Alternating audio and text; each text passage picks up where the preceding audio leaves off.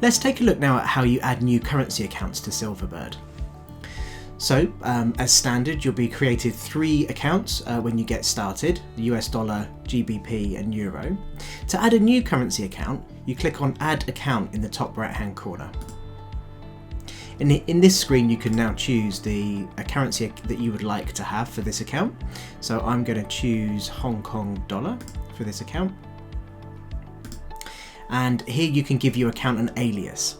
So an alias is just a name to help you remember what account this business could be for.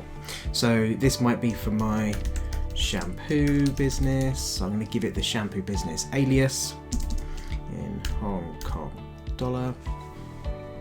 And then I click continue.